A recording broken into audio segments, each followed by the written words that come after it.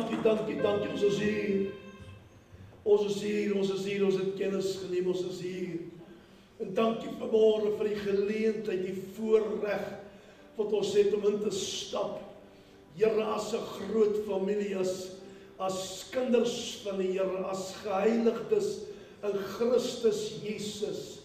Here, ons vanmôre hier kan wees en al die lof en al die aanbidding, U kan toeswaai vanmôre, Here, en vanmôre die naam aanbid en oplig, sodat die wêreld daar buite kan hoor dat ons Jesus Christus leef en ons God is 'n werklikheid. Dankie vanmôre daarvoor. Ek dank U vir die kosbare woord. Here, waar sonder ons nergens kan kom nie. Die woord wat U vir ons lewend maak deur die soete Heilige Gees, die woord wat in ons lewe, in ons binneste lewe bring.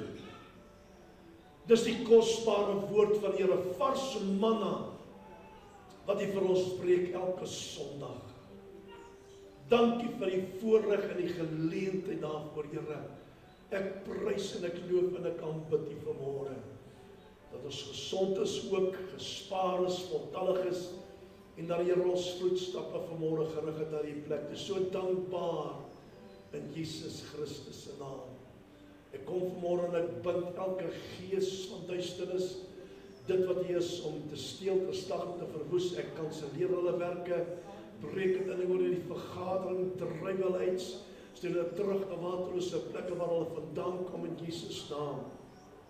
Maar ons bid vanmôre dat die Gees sy pad sal vind. Ons gee hom die vryheid vanmôre, die soete Heilige Gees om te beweeg van sitplek tot sitplek, van hart tot hart, Here, van persoon tot persoon. En ons dank en ons prys en ons loof U daarvoor in Jesus naam. En al die kinders van die Here vanmôre sê amen en amen. U mag maar sit, dankie. Kom ons maak ons Bybels aan oop vanmôre. By die eerste boek van Samuel, hoofstuk 7. Dan lees ons die eerste 4 verse. Eerste Samuel, hoofstuk 7 en die eerste 4 verse. As hy toe die manne van Kirjat Jearim gekom en die ark van die Here gaan haal, en dit in die huis van Abinadab op die heuwel gebring, en hulle het sy seun Eliezer geheilig om die ark van die Here te bewaak. En van die dag af dat die ark in Kirjat Jearim gebly het, het daar 'n geruime tyd verloop, dit was 20 jaar. En die hele huis van Israel het agter die Here aangeweeklag. Hy word hier geweeklag, beteken lament, nee. Maar Samuel, vers 3, het met die hele huis van Israel gespreek en gesê, as julle met julle hele hart julle tot die Here bekeer, verwyder dan die vreemde gode en die Astartes onder julle uit, en rig julle hart op die Here en dien hom alleen.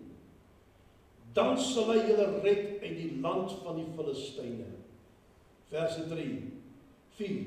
Daarop het die kinders van Israel die Baals en die Astartes verwyder en die Here alleen gedien. Kan jy sê almal die woord vanmôre? Amen.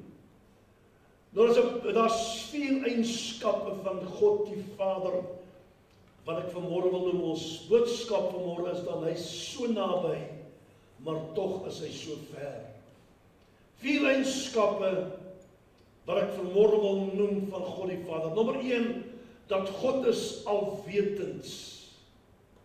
Nommer 2, God is ewig of verewig. Derdens, God is eenheid of 3 in 1. En dan vierdens, God is alomteenwoordig, orals is Gods. Dis die 4 eienskappe wat ek vanmôre graag wil noem, by die begin van my boodskap. Eerste punt uit hierdie gedeelte vanmôre, net ter inleiding, as jy my net sal verdra, wil ek graag vir jy net vertel. Weet jy, ek glo wanneer jy die woord lees, moet jy vra.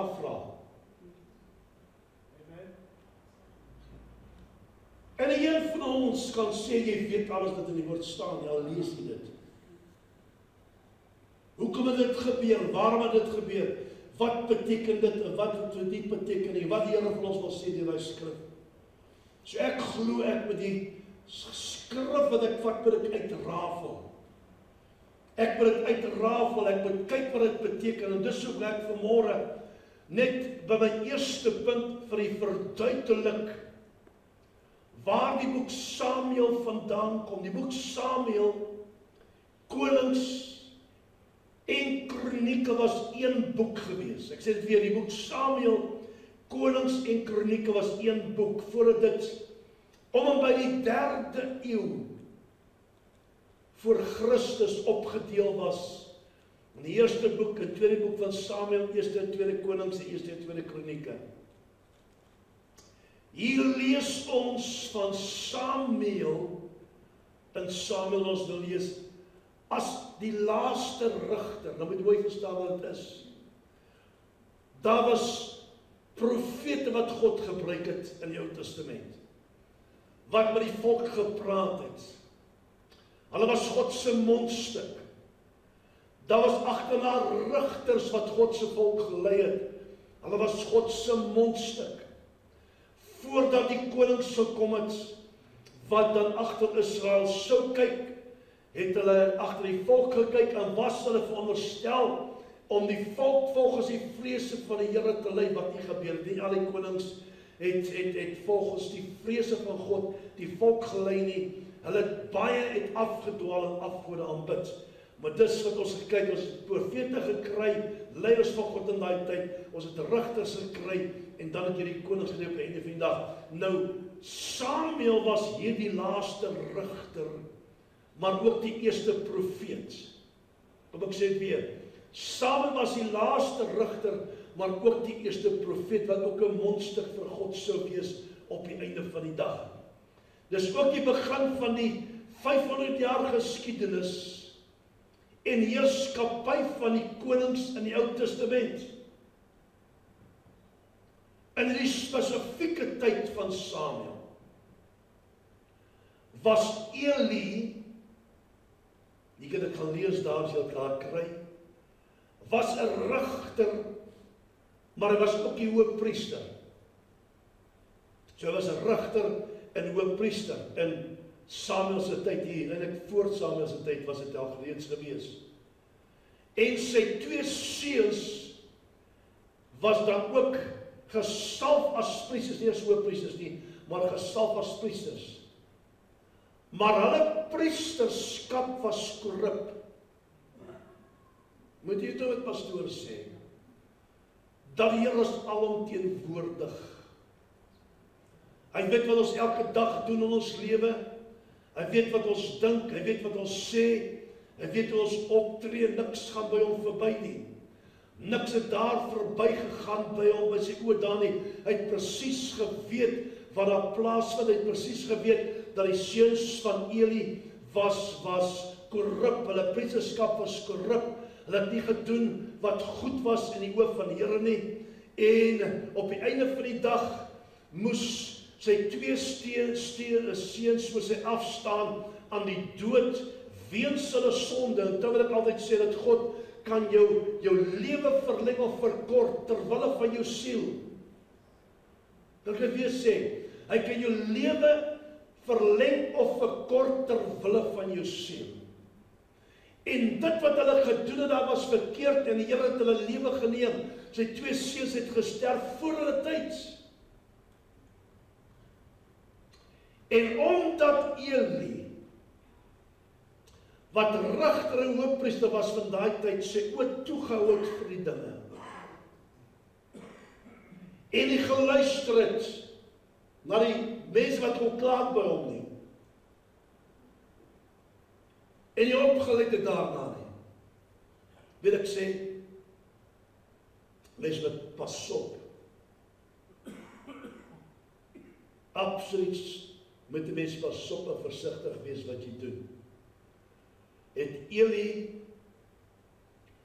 ook sy lewe verloor na 40 jaar as rigter en priester, omdat hy nie gedoen het wat hy moes doen nie. Luister wat pastoor sê vanmôre. Sonde in die laar werk nie. Sonde in jou huis werk nie. Sonde by jou werksplek werk nie. Hoe kan ons as kind van die Here en selfs as ouers ons blind hou as jou kinders verkeerde dinge doen, dat jy maar net gaan dat hulle maar die dinge doen. Sonder 'n ding te sê, sonder reg te help, sonder te vertel dat wat hulle doen is verkeerd. Eli het nie sy mond oopgemaak om sy kinders reg te help en hy moes betaal met sy lewe. Jy kan nie as kinders in jou huis dinge verkeerd doen, jou rug op 'n draai en niks sê nie. Hoef nie amen te sê vanmôre nie, sê egspastoor. Want as jy die een is wat hoor en jy weet dat wat hulle doen is verkeerd, niks doen nie, is jy net so skuldig soos hulle. Hallo? Jy's net so skuldig soos hulle. Hy as priester, hy as rigter van Israel, moes daar opgetree het en hy moes sy 2 seuns vasgevat het en hulle ontneem het van hulle posisie en hy moes hulle reg hanteer het volgens die wette daar van daardie tyd wat hy nie gedoen het nie. En omdat hy dit nie gedoen het nie, het hy sy 2 seuns vroeër verloor en moes hy ook boet met sy eie lewe. Ons kan nie ons rug dra op dinge wat verkeerd is nie. As jy daar is, verwag die Here van jou en van my om ons monde oop te maak en aan mense reg te help. Hoor wat pastoor sê vanmôre, want jy gaan die vrugte pluk op die einde van die dag.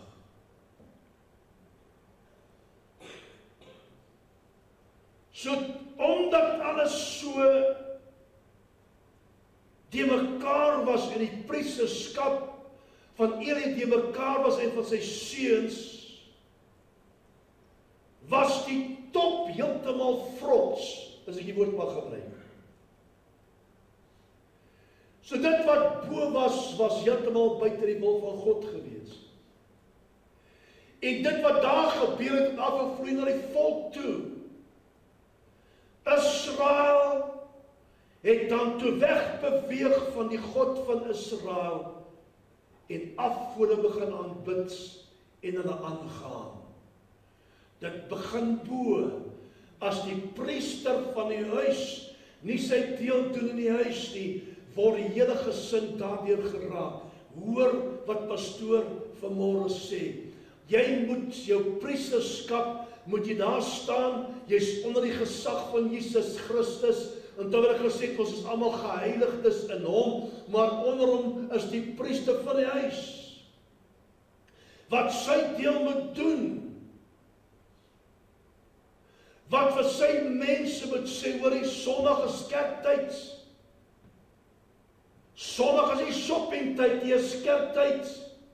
Dis jou plig as priester van die huis om dit te doen, om hulle reg op te lei en te leer. Dit was in die begin so gewees, waar die vaders die kinders geleer het en gesê, dis hoekom ons in Hitte gebly het, omdat God ons bevry het in Egipte, gaan bly ons in Hitte, om vir hom dankie te sê, ook vir voorsiening, en dat hy ons vrygemaak het uit Egipte, het ons vrygemaak uit slawerny. Hulle moes hulle seuns leer, en die seuns moes vir hulle kinders leer. Soos ons kinders nie reg leer hier nie, Hoe gaan die nageslag hierna wees? Dink bietjie daaraan. As jy kan nou begin dinge doen wat jy gedoen het toe jy in die wêreld was, wat gaan gebeur op die einde van die dag hierna? Verstaan wat pastoor sê, en ek praat miskien kras vanmôre mense, maar dit is belangrik dat ons plek inneem as priesters, want dan gaan 'n dag aanbreek wanneer dit te laat gaan wees, en die Here gaan rekenskap eis van jou en my as priester van die huis. Ons kan nie ons doof hou. Ons kan nie ons rug draai op dinge wat verkeerd is, en onmiddellik gaan hulle doen, ag hulle is so cute, ag hulle doen so mooi dinge, nee, kolle dak en dak, en 'n spuit, sê vir hulle wat jy doen is verkeerd, dis nie die woord van die Here. Uitgemaakte saak. Luister, so van bo was grot reg deur, en dis hy het afgedraai, en hulle begin afgode aanbid en aanhang. You cannot win a war while you war against God. Jy kan nie oorlog wen as jy in opstand kom teen God nie. Jy kan nie. 'n Swam aan 'n boom, ek het nie van dit al genoem voorheen. 'n Swam aan 'n boom kan jy nie baie keer nie sien. En al sien jy die swam, sê vir jouself, dit lyk vir my goed, totdat die boom val, en jy dan sien, eers sien die skade wat die swam aangerig het, en dit is wat met Israel gebeur het. Dis 'n swam wat onder hulle was, is soos kanker wat hulle gevreet het, maar dit was te laat gewees. God was so naby, maar tog so ver van hulle. Tweede punt vanmôre in die geleesde gedeelte. Totdat Samuel op die toneel verskyn het, sy naam beteken eintlik El, God like one. Dis die naam wat van Samuel aan, sy naam beteken God like one, El. Nou, interessant. Samuel was 'n gebedsbaba. Hy was 'n gebedsbaba. Ander bid nie vir babas, dit babas. Ander babas sê, ek kan nie babas hê nie. Hanna wou baba hê, sy kon nie baba hê nie, want sy was nie reg daarvoor op 'n heilige oomblik nie. En die Bybel sê dat die Here het haar skoot toegesluit. Maar sy die geheim geken om na die troonkamers van God te gaan en te gaan vra vir 'n baba. Daarom sê ek vanmôre dat Samuel was 'n gebedsbaba, want sy ma was 'n bidder. Mamas kan bid, hoor. Vrouens is meestal bidders en is meestal intercessors. Daarom was hy bekend, Samuel was bekend as 'n man van gebed. Voorbiddingsgebed was die sleutel tot sy sukses. Nou kyk daar maar. En voordat hy enigiets gedoen het hy eers gebid. Hy het eers die Here geraadpleeg. Hy het nie by mense toe gegaan nie. Hy het na die Here toe gegaan en by die Here gaan hoor, by die God van Israel. Hy het gaan lê en gaan bid en gaan vra, wat is die volgende stap wat ek moet neem? So sy ore was ingestel die regte frekwensie op te tel, wanneer die Here met hom sou praat. Op hierdie stadium toe, hy groot word in Israel, die Here werklik waar nodig gehad. Wie daar kom 'n tyd in 'n mens se lewe, wanneer die Here werklik waar nodig het. Ongeag, jy kan die beste besigheidsman wees en vrou wees. Jy kan die gelukkigste wees. Jy kan alles hê wat jy graag wil hê. Maar daar kom 'n tyd in 'n mens se lewe waar jy agterkom, ek kan niks doen sonder hom nie, ek het hom nodig. En Israel het op 'n punt gekom waar hulle geweet het hulle kan niks doen nie, hulle het die Here nodig. Hulle het hom nodig, want die Bybel sê in hoofstuk 3 dat die woord van die Here was skaars in daardie dae en gesigte was daar nie baie nie. Dit het net sleg gegaan met hulle, nie sleg gegaan met hulle nie, maar hulle vyand die Filistyne het hulle telke male verstaan. Luister vir pastoor vanmôre, as die Here jou oorgee aan die vyand, het jy probleme. Het groot probleme. En baie keer moet jy dit doen om jou oor oop te maak, om my oor oop te maak. Moet hy toelaat dat die kaalveter inkom, alles kom wegslap. En dis presies wat gebeur het. Wat besluit Israel? Hulle besluit ons gaan die ark van God terugbring in ons midde. Nou as jy nou kyk na die ark van God, en die ark van God was in die allerheiligste in die tabernakel gewees, né? En net die hoofpriester kon 1 keer per jaar ingaan soontoe om offers te bring namens Israel, om vergifnis te vra vir hulle sonde, dan was hulle vry vir 'n jaar. So dis waar die ark van God, waar die teenwoordigheid van God op gerus het. Eers was die ark in die allerheiligste van die tabernakel, nou is die ark saam met hulle. En daar sal ek met jou saamkom, sê die Here by die plaas van die ark, en van die festoendeksel af, tussen die 2 gerubs op die ark, want op die ark van die getuienis is, en ek jou alles sê wat ek jou vir die kinders van Israel sal beveel, Eksodus 25:22. So, God se teenwoordigheid was op die ark gewees, binne die allerheiligste. En sou iemand daar ingaan wat nie hoofpriester was, hy sou dood neerslaan. Niemand kon in die ark vat nie. Net die Lewiete wat uitverkies was, kon in die ark vat. As jy in die ark gevat het, jy was die Lewiet nie, jy dood neergeslaan. Soos 'n heilige ark, wat God se teenwoordigheid was op die ark, maar hulle sê toe, hulle wil die ark terugbring. Hy was in Silo gewees, Silo het God laat verwoes, deur die Filistyne waar hulle die ark gehou het. Nou wil hulle die ark terugbring, hulle het geglo, as hulle die ark terugbring, sal alles goed gaan met hulle.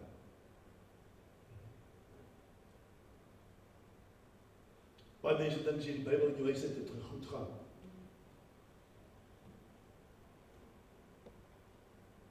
Baie mense dink as jy net na musiek luister, preek luister, goed, dit gaan goed gaan. As jy nie die Bybel delf nie, as jy nie weet wat in die Bybel staan nie, as jy die Bybel deel van jou maak, as jy die Bybel studie doen nie, kan dit nie goed gaan nie. Wat help het ek bring die ark in? En dis wat hulle probeer het. Hulle probeer die ark inbring. Sê, kom ons bring die ark terug waar hy moet wees. Luister mooi.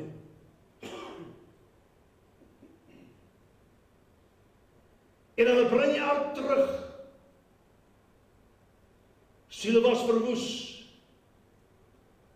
Maar toe die ark terugbring, vergeet hulle die God van die ark. Kan ek weer sê?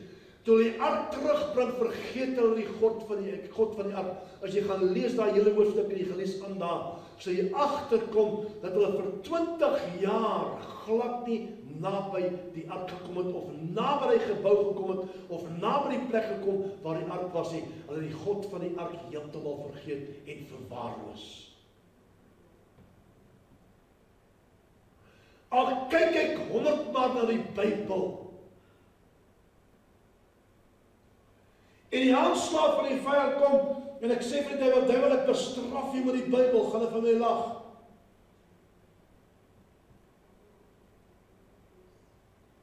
Dis wat hulle probeer doen. Hulle gaan veg. Om die ark van God teruggekom het, is daar blyskap. En die Bybel sê hulle was bly gewees, en die Filistyne het gehoor, hulle is bly. En al wat die Filistyne sê, die ark van God is terug by Israel. En toe hulle uitgaan om te gaan veg, was God nie saam met hulle gewees nie. En hulle verloor die geveg, hulle kan nie verstaan, hoekom verloor hulle die geveg nie. Die ark was wel daar, maar die God van die ark was nie saam met hulle gewees nie.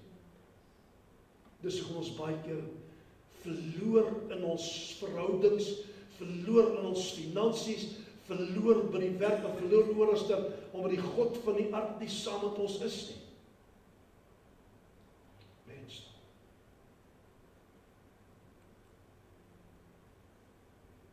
So bring die ark van God terug, derde punt. Maar hulle vergeet die God van die ark. Ek skryf jy, wat help dit dat jy sit jou Bybel op die bedkassie? Daar's my Bybel. Ek gaan slaap, my Bybel is oop. Maar ek lees nie my Bybel nie. Of is elke Sondag in die kerk. Maar maandag terug na jou sondige natuur. Sondag praat jy mooi met almal. Maandag skel jy almal. Bybel in die hand. Jy die ark van God in jou huis. Maar die God van die ark is nie daar nie. Dit sê iets. Hulle veg, hulle verloor, niks gebeur nie, hulle verloor manskappe. Jy kan nie die vyand veg met sonde in jou lewe nie. Sin always brings defeat. Sonde is altyd daar, jy sal nederig ly. As daar sonde in jou lewe is, gaan jy nederig ly. Maak seker jou saak is met die Here reg. En dis presies wat hier gebeur het. Vir die eerste 20 jaar van 50 jaar, om en by wat die ark daarbo gestaan het, het hulle niks gedoen nie. Nie God aanbid nie, nie dat hulle naby hom gekom het nie, nie lofliede gesing het nie, hulle het nie reg gelewe nie, hulle het aangegaan met hulle sondige lewe. Die ark was daar, maar hulle God het hulle vergeet. Heeltemal vergeet, en baie keer doen ons het net dieselfde as wat Israel gedoen het, ons vergeet hom heeltemal.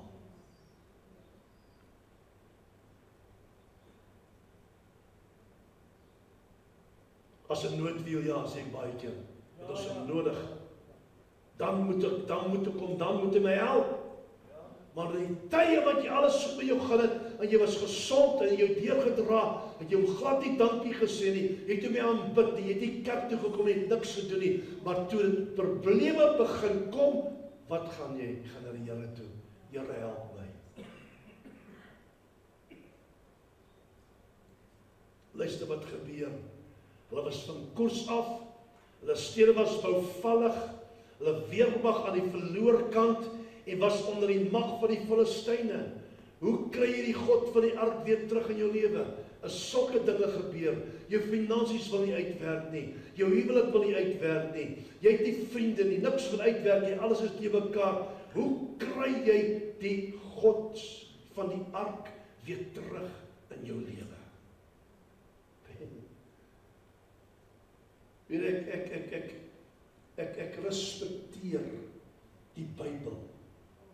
Ek respekteer God se woord, weet jy, en as ek hier kyk, en ek sien hoe hulle God behandel het, en hoe mense vandag met God praat, die ou man na bo, en allerhande name, wil my hare rys. Hulle het geen respek vir God meer nie. Dis hoekom dit in die wêreld so gaan, dis hoekom in ons land so gaan, geen respek vir God nie. En Israel ook, hulle het gedoen, hulle het openlik, sê die Bybel, georeer met die afgode, as wat die Here gesê het. Julle oreer, as julle aanbid, afgode aanbid, dan openlik oreer julle met die afgode. Hulle het nie omgegee wat hulle doen nie, hulle het afgode aanbid, en die Bybel sê, hulle het God geterg.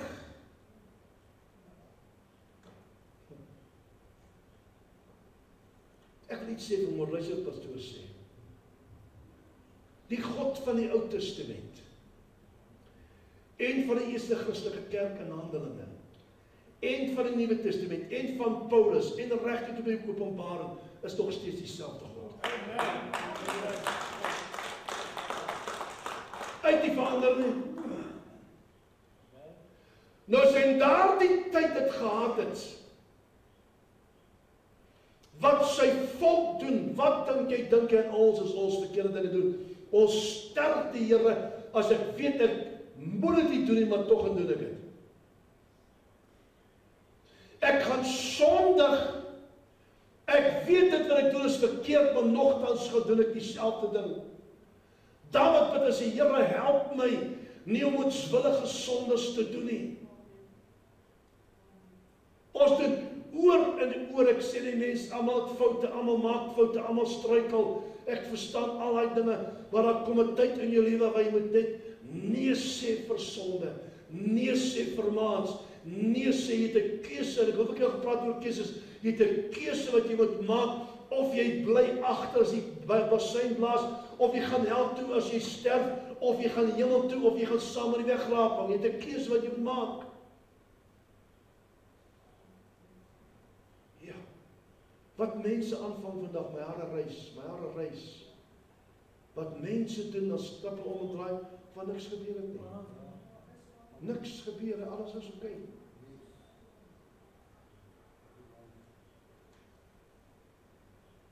Hoe kry ek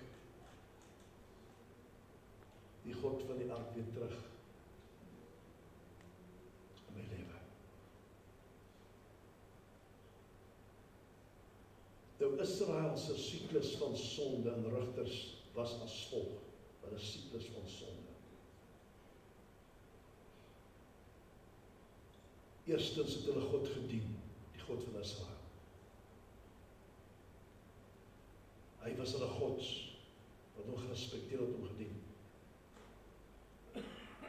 Toe val hulle, die tweede punt in die siklus, hulle val, hulle sondig en begin afgode aanbid.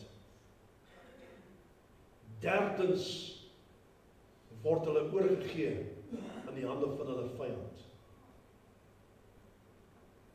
Vierdens kom hulle toe die hande van hulle vyand inval en hulle is daar hulle word aangeval, word basies harde tyd wat hulle kry. Toe kom hulle agter ons verkeerd gedoen en hulle roep uit na die God van Israel. Dit is die siklus volgens wat het gegaan het. Die Bybel sê die God van Israel rig toe rigters op, die volgende siklus. Rig toe rigters op. En laastens, die God van Israel gebruik die rigters om sy volk te gaan verlos. Kyk waar begin het. Hy het berou gehad oor wat hy gedoen het, maar God kan nie teen sy woord gaan nie. Dink jy vir jou nou dat die Here die hel voorberei vir die mens? Nee. Die hel is vir Satan en sy trawante. Die hel is daar vir die anti-kris en die valse profeet. Dis waarvoor die hel voorberei was vir hulle. Maar as ons vashou aan dit wat Satan ons bied, word ons deel van hom.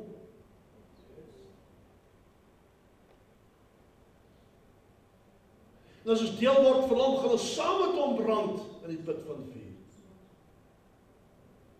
Dis nie vir die mens daar nie. En die mense sê, ja, God is onregverdig. Hy is nie onregverdig nie. Elke persoon sal weet, die dag voor hy sterf, weet hy alreeds dat daar 'n God is. Amen. Want hy sê dit vir ons duidelik, die Psalmdichter gesê het ook, as ons na die natuur kyk daar buite, weet jy dat daar God is. As jy in die muurtjie kyk, na al die insekte kyk, na die blomme kyk, jy kyk na die galaksieboom, jy moet kan, daar is 'n God. As iemand groter dan die natuur, groter dan die skepping. Nie een kan sê nie geweet nie. En ergens op jou pad moes jy ergens 'n boodskap gehoor het. Ergens in 'n kerk moes jy gesit het waar die waarheid gepredik word, so niemand het 'n verskoning op die einde van die dag nie. Hoekom sê dat God is onregverdig omdat jy geluister het nie? Luister. Hoe kry ek en jy die God van die ark weer terug in ons lewe? En ek gaan meer sluit, luister mooi. Eerste punt, baie belangrik. Dat ek en jy moet terugkeer na hom. Luister mooi wat pastoor sê vanmôre. Met ons hele hart. Hele hart beteken hele hart, nie halwe hart nie. God soek nie 3/4 van jou nie, hy soek nie helfte van jou nie. Hy soek nie 1/4 van jou nie, hy soek jou heeltemal alles 100%. Ek moet terugkeer na hom toe met my hele hart. En keer terug beteken bekeer jou, draai jou rug op sonde en jou aangesig na hom. Jou hele hart beteken, luister, totale oorgawe. Ander woorde, Here, ek het berou oor dit wat ek gedoen het. Ek het berou oor ek gesondig het. Ek het berou omdat ek so gepraat het, dit gedink het, wat ek gedoen het. Ek het berou daaroor. En ek vra om vergifnis, bekeer jou, ek vra om vergifnis. En ek draai my rug op dit wat ek gedoen het. Maar jy weet dat ek gaan nooit weer doen nie. Ek gaan dit nooit weer doen nie. My aangesig na God en ek stap reguit pad saam met hom. Luister. Tweedens, hoe kry ek die God van Israel of die God die ark van die God van die ark weer terug in my lewe? Hoe kry ek die God van die ark weer terug in my lewe? Tweedens, raak ontslaaf van die vreemde gode onder julle. Verwyder dit. Ja, maar pastoor, as die afgode in my huis nie. Luister wat pastoor vanmôre sê. Luister mooi wat ek sê. Elke ding wat jy bokant God stel is afgod.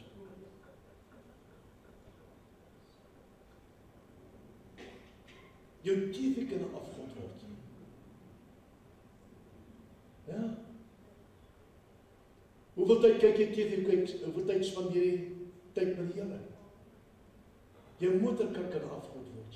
Jou geld kan 'n afgod word. Jou vrou kan 'n afgod word. Jou man kan 'n afgod word. Alles wat jy bokant God stel is 'n afgod. Hy sê, want ek is 'n jaloerse God. Maar as daar ander gode is, enige ding wat jy in jou huis inbring, wat jy dan moet wees nie. Hy sê, verwyder dit. Met ander woorde, raak ontslaaf van dit. Raak ontslaaf, en hy sê, raak ontslaaf, toe kom hulle, en hulle raak ontslaaf van die Baal en die Astartes, te ontslaaf geraak. Baal was die god van die storms. Astartes was die vrugbaarheidsgodin. Het ontslaag geraak van die gode, afgode. Ontslaag geraak, dit vir brandstukken gekap, wat hulle ook al gedoen het. So hulle moes eers binnenreg maak. Eers binnenreg maak, binne verander, voordat hulle dit buite kon doen. Hulle moes eers binnenreg maak, eers bekeer, eers draai na die Here toe, hulle self gee, 'n totale oorgawe, toe gaan hulle na buite toe, hulle raak ontslaaf en hulle wat buite is. Ek kan nie dinge buite verander, as ek nie bereid is om binne eers te verander nie. Kom weer, pastoor, sê weer, voor jy buite dinge kan verander eers binne.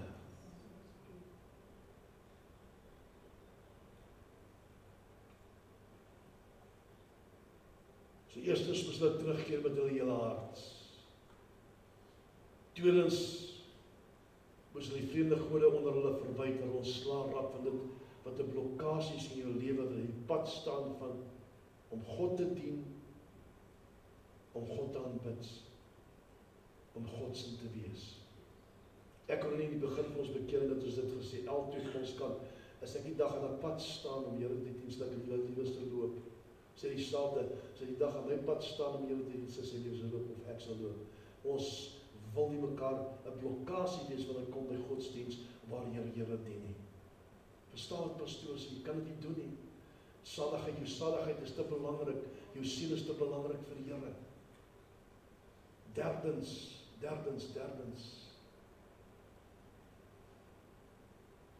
rig julle harte op hom.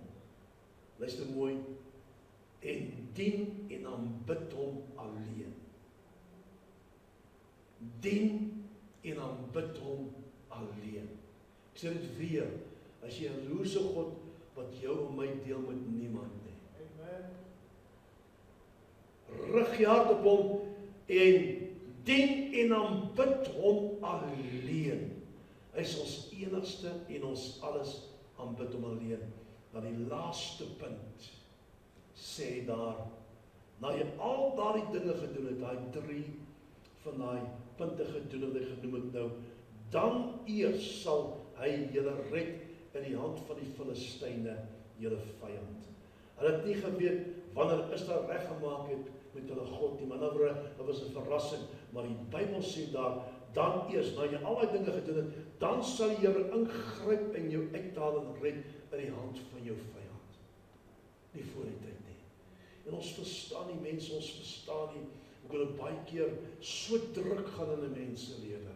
Ja, daar kom versoekings, daar kom beproewings, daar kom dinge pad langs, seker dinge na die Here toe, maar as dinge wat aangaan vir maande, dan moet jy ergens gaan kyk en gaan vra, Here, hoekom? Wat het gebeur? Is daar iets in jou lewe wat nie reg is nie? Het daar iets in jou huis ingebring wat nie reg is nie? Was daar sonde wat gedoen was? Maak nie saak wat dit is nie. Gaan praat met die Here dat hy vir jou wys wat verkeerd is en breek met dit.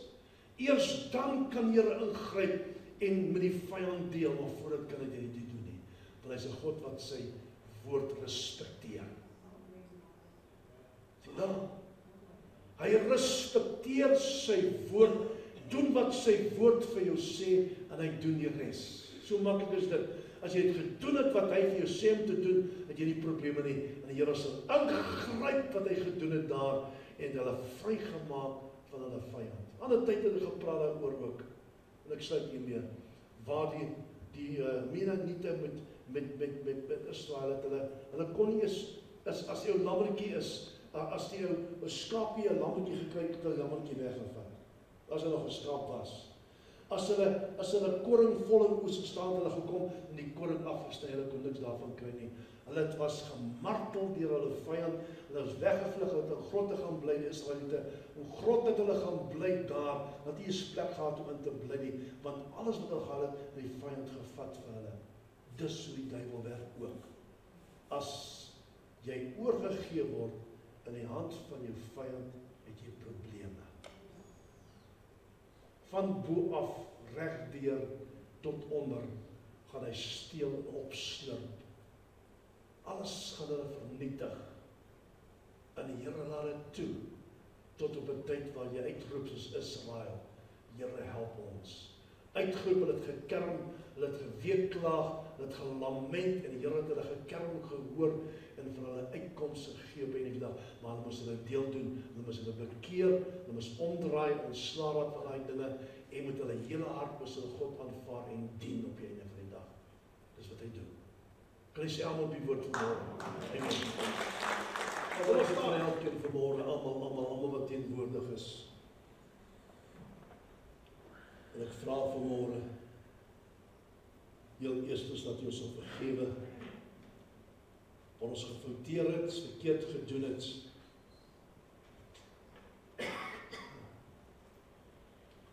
Vra ons dat jy ons sal reinig en sal suiwer deur die kosbare bloed van die Lam. Dankie dat ons vanmôre hier voor U kan staan en Here sê ons is hier, Here wys ons uit wat ons gefouteer het, dat ons kan regmaak en ontslae raak van dinge wat ons pad staan. Maar ons verhouding met U, Here, ons verhouding met U skade aandoen. Vra ons dat U met ons sal deel, dat ons van dit ontslae kan raak in Jesus Christus se naam. Maak 'n pad vir ons. Maak 'n pad vir ons. Ons wil U dien met ons hele wese, Here, ons wil U aanbid en groot maak, die naam oplig vanmôre. Dankie dat U 'n regverdige God is wat omgee, wat vergewe, en nie dink aan ons sondes weer 'n keer nie. Ons prys U vanmôre daarvoor in Jesus naam. Die woord, Here, sal lewend bly in ons harte. Dis my gebed in Jesus Christus.